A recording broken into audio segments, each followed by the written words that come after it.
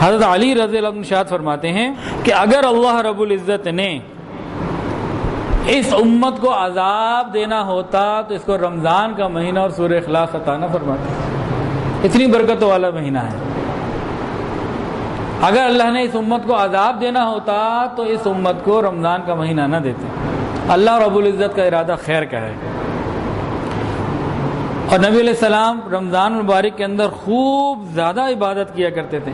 عام طور سے جو آپ کی عبادت تھی نا، اس کے بارے میں آتا ہے حتی تورمت قدماہ، قدمین شریفین متورم ہو جایا کرتے تھے، اور رمضان میں اور زیادہ اللہ کی عبادت کیا کرتے تھے، اور دعا ویسے بھی آپ گھنٹوں کے حساب سے مانگتے، رمضان میں اور زیادہ گریہ وزاری کرتے۔ اور تیسری چیز، نبی علیہ السلام رمضان میں خوب اللہ کے راستے میں مال خرچ کیا کرتے تھے۔ عام حالات میں بھی کوئی بڑی سے بڑی اماؤنٹ بھی آ جاتی تو رات کو رکھتے نہیں، تو تقسیم کر کے اللہ کے راستے میں پھر سوتے تھے۔ رمضان میں اور زیادہ اس کا ظہور ہوتا تھا، دونوں ہاتھوں سے رحمتوں کے دریا چل رہے ہوتے، تیز ہوا کی مانند آپ کی سخاوت چل رہی ہوتی تھی۔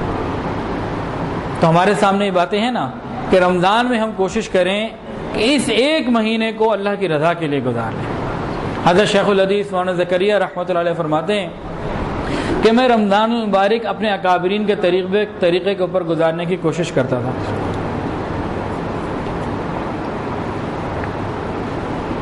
میرا ایک دوست مجھ سے ملنے آیا، جاننے والا، اس کو میرے معمول کا پتہ نہیں تھا۔ وہ کہیں ظہر کے قریب آ گیا، میرے بارے میں لوگوں سے پوچھا، انہوں نے کہا کمرے میں ہیں، قرآن پڑھ رہے ہیں۔ وہ آ کے بیٹھ گیا، میں قرآن پڑھ رہا تھا۔ انہوں نے کہا یہ پاؤ سپارہ آدھا سپارہ ہماری طرح جیسے ہوتا ہے چھوڑ دیں گے؟ خود میں پڑھتا رہا، ظہر کا وقت ہوا، ظہر پڑھنے آ گیا، نماز پڑھ کے واپس اپنے کمرے میں جا کے پھر قرآن شروع ہوا، آ کے بیٹھ گیا کہ اچھا چلو اب چھوڑتے ہیں، تھوڑی دیر میں آرام کریں گے۔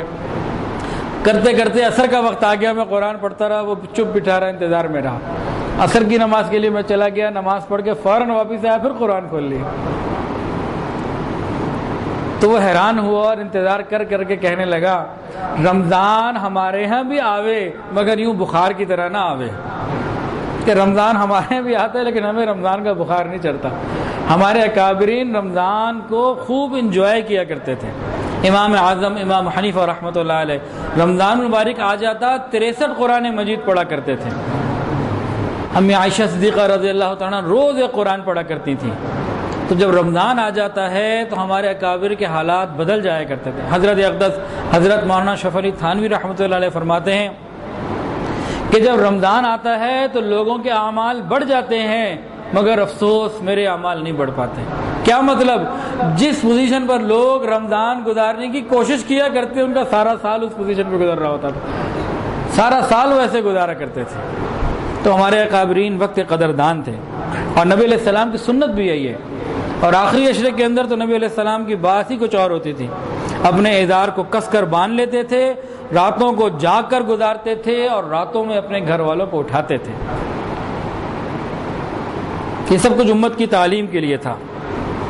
اور حدیث مبارکہ کے اندر آتا ہے کہ جو رمضان کے روزے ایمان اور ثواب کی نیت کے ساتھ رکھتا ہے اللہ پچھلے گناہوں کو معاف فرما دیتے ہیں۔ جو تراویح ایمان اور ثواب کی امید کے ساتھ رکھتا ہے اللہ پچھلے گناہوں کو معاف فرما دیتے ہیں۔ جو لیلۃ القدر کا قیام ایمان اور ثواب کی نیت کے ساتھ کرتا ہے اللہ پچھلے سارے گناہوں کو معاف فرما دیتے ہیں۔ ایسا محسوس ہوتا ہے کہ غفر لہ ما تقدم من ذنبی، مقصد ہے اللہ کا مقصد یہی ہے گناہوں کو معاف کر دینا۔ اللہ کی رحمت تلی ہوتی ہے کہ اس کے گناہوں کو معاف کر دوں۔ تھوڑی سی محنت، تھوڑی سی مشقت کے ساتھ گناہوں کی معافی بھی ہو جاتی ہے اور اللہ کی رحمتوں میں سے حصہ بھی مل جاتا ہے۔